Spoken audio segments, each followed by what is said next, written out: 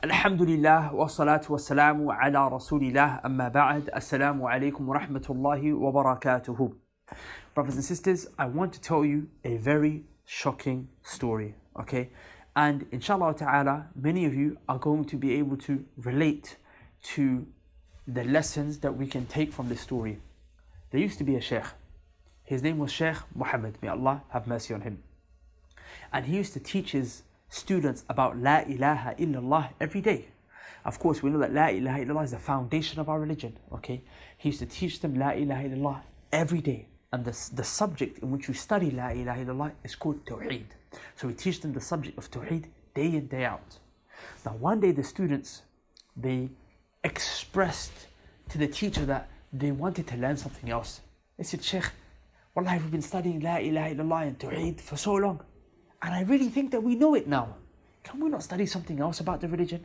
Can we not go into some other topics and some other sciences pertaining to Islam?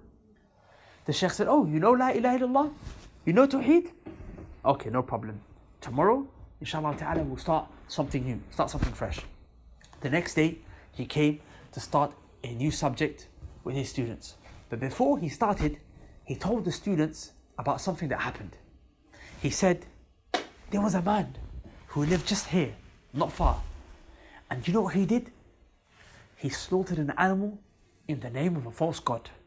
He sacrificed an animal in the name of another god besides Allah Azza wa Jal, a false god.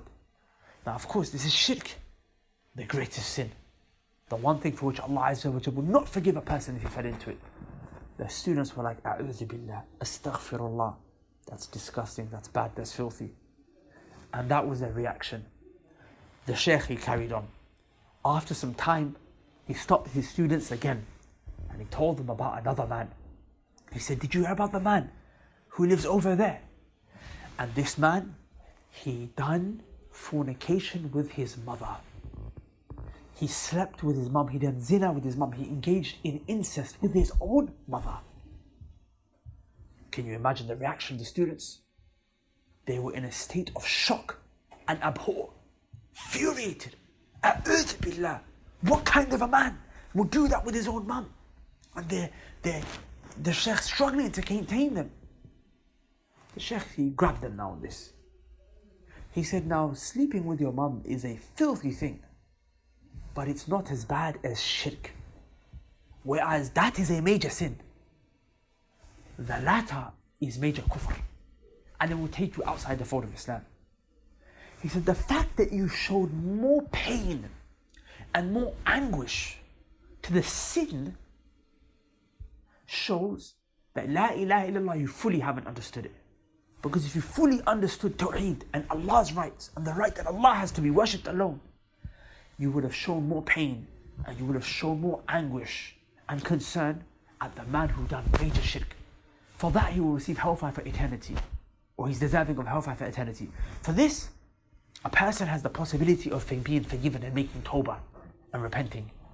But for that, if he dies, there is no forgiveness. And this is why he said, we're going to go back and we're going to carry on studying Tawheed. We're going to carry on studying La ilaha illallah, because you don't know enough of it. It hasn't settled in your heart yet.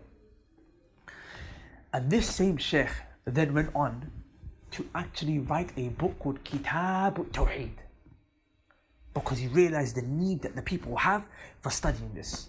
So he authored a book called Kitab Tawheed, a book that would explain to you exactly this right of Allah Azza wa Jal, La ilaha illallah, how to worship Him alone, and all the various different forms of shirk.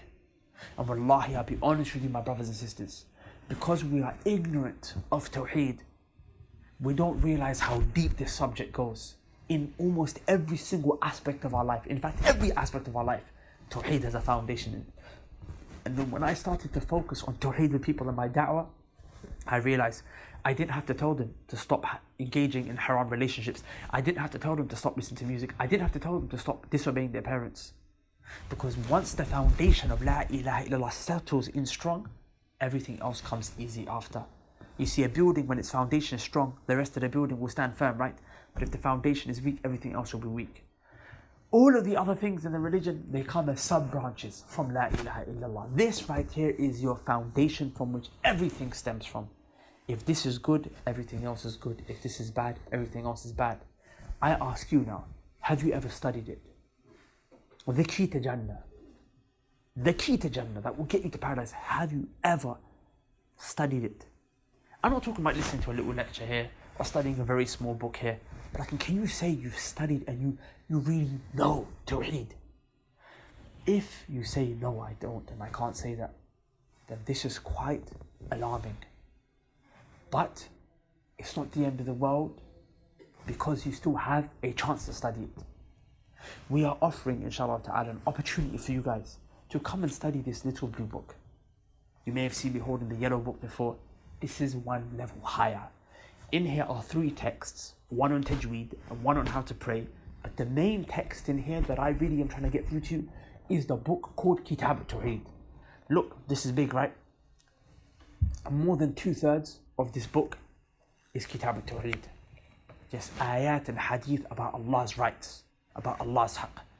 If you study this, you can say that you are now starting to really build a relationship with La ilaha illallah the way Allah wants you to have it. So I don't know any Muslim, wallahi, I can't fathom and imagine a Muslim who is a Muslim who would understand the weight of La ilaha illallah and he wouldn't take out time from his work to study this. He won't take out time from his family to study this. It's just 8 days in the summer, in the holidays. If you really, you really have Iman, why would you not want to know this? Especially if you've never studied it before. This is your key to the paradise in the next life. The Prophet ﷺ said, anyone who meets Allah and he done no shirk, dakhala al-Jannah, he will go to paradise. That's it.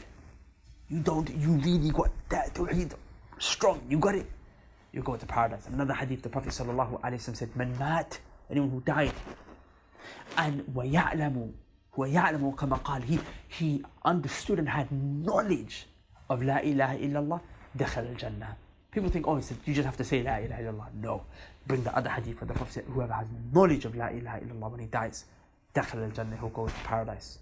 So without any further ado, I urge you all, my brothers and my sisters, if you're in London, definitely, you've got no excuse. Even if you're in different cities, take out the time, travel. Some of the Salaf would travel 3 days and 3 nights for one hadith. They would travel in the blazing heat in the desert to the point where they start urinating blood. 6-month journeys for one hadith.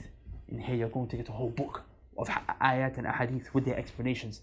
Ustad Muhammad Timhambo is going to be teaching it. And you'll learn how to pray. And you'll learn how to better and improve your tajweed, inshallah ta'ala. But the main thing you'll learn is La ilaha illallah. So please, I urge you, go to the link below and sign up. And grab your family members and your friends, your spouses and your children. You care about them, you want good for them, then you should want La ilaha illallah for them. Get them signed up onto the program as well. On the 19th, inshallah ta'ala, which is next week, Monday, we're starting. And we hope that, inshallah ta'ala, we can see you there. So please check the link below. Subhanaka Allahumma wa bihamdika ashhadu an la ilaha illa anta astaghfiruka wa atubu ilayk. Assalamu alaikum wa rahmatullahi wa barakatuhu.